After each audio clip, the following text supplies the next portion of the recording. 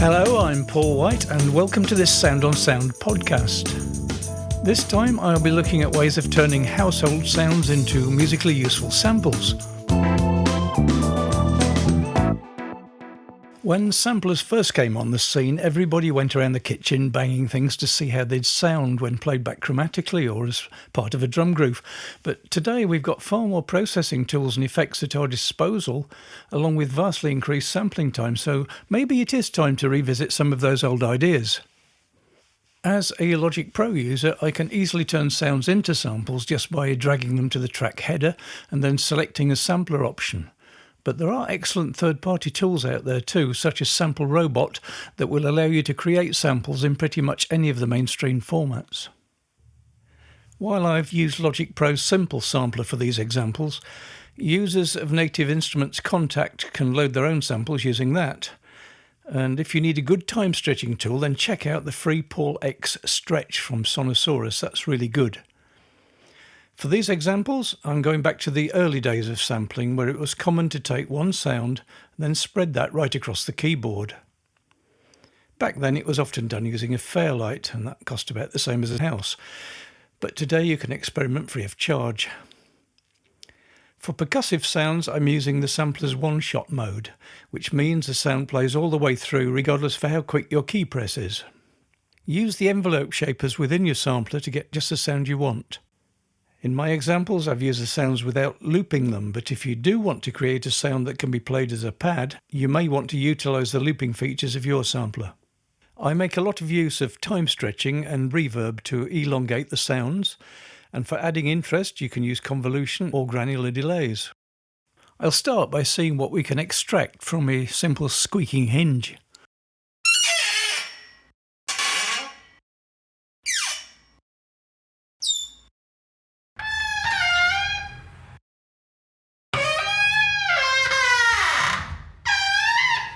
That doesn't sound too musical right now, does it? But you can probably isolate a section that has a fairly stable pitch.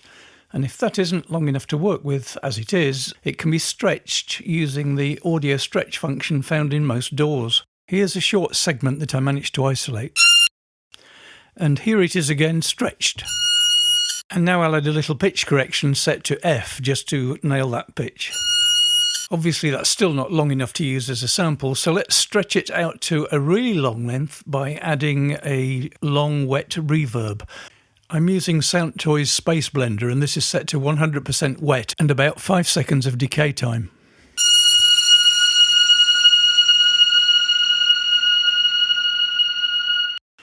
Now if we drop that into our sampler, we can play a tune on it, and notice how the lower notes sound a lot more mellow, less strident than the original sample.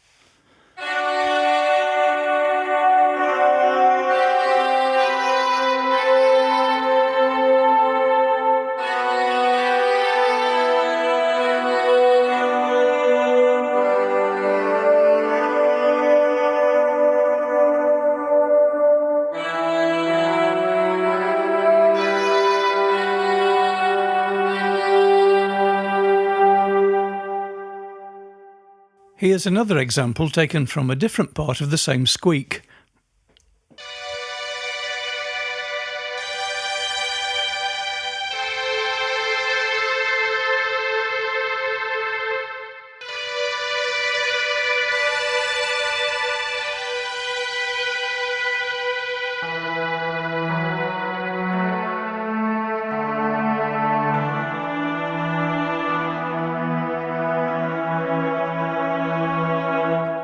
Or this from a lower creaking sound.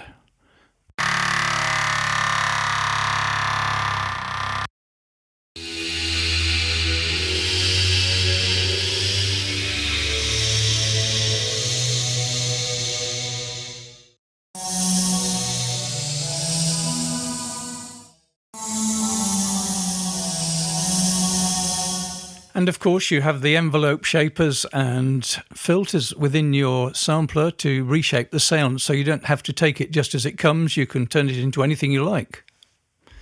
Another interesting source of sounds is your workshop, but power tools always seem to produce so much noise and harmonic content that nothing very useful comes out of them in the end. But I did manage to get something from the sound of a bench grinder gradually running to a halt after I'd switched it off.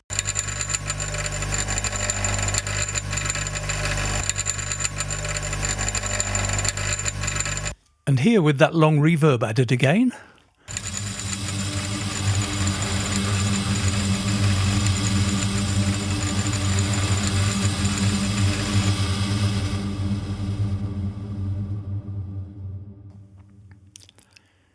Drop it into the sampler and again we can play a tune on it.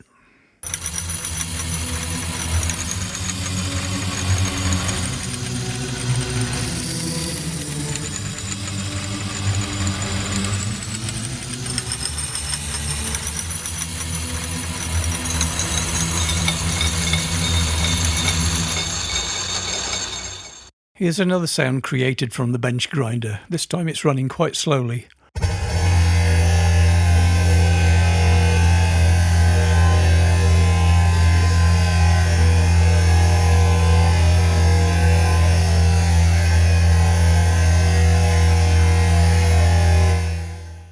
And I've applied an envelope to it to give it more of a percussive character.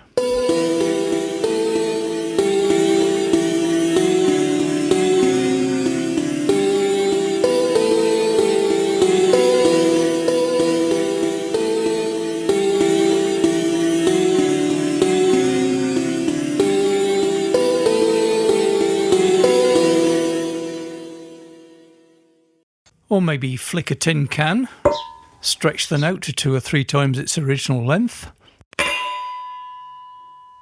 add some reverb, drop it into your sampler, and you'll turn a simple ping into a gamelan.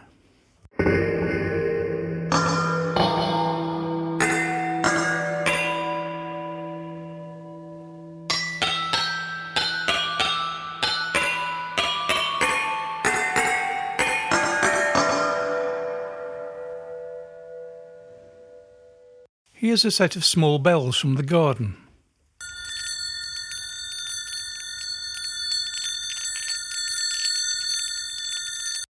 This time we'll take a short section, we'll pitch correct it, put it into quick sampler and give it a one-shot envelope.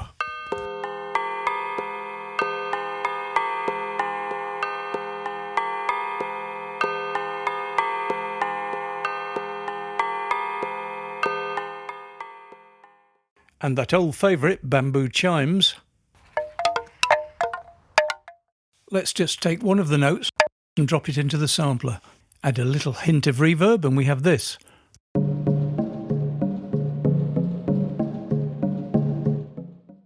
And of course you can go around hitting just about anything and turn it into some kind of a drum kit by adding a little tiny bit of reverb, some compression and maybe a little bit of gentle overdrive.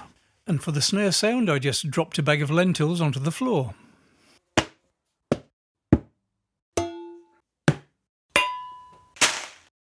And if the sounds lack weight, well, just add a little bit of low frequency from a sample, a sine wave from a test oscillator, anything like that will do, just to add a bit of beef to the sound.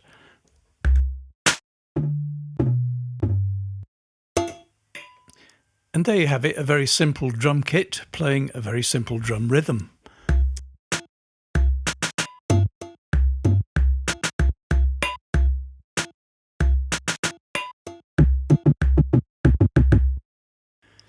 Or nip round to the local antique shop and sample one of the grandfather clocks there.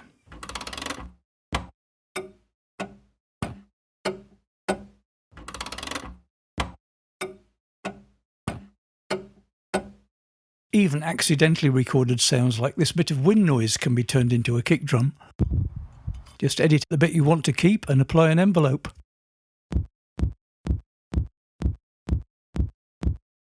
Just stamping on the floor or hitting a door panel.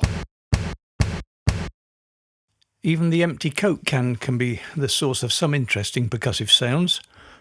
Here's the original. And now let's stretch it to 4 times its original length. Now add a short reverb.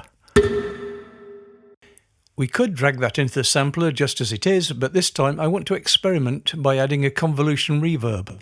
But rather than using the impulse response of the reverb, I'm going to replace that with the sound of me scraping a radiator.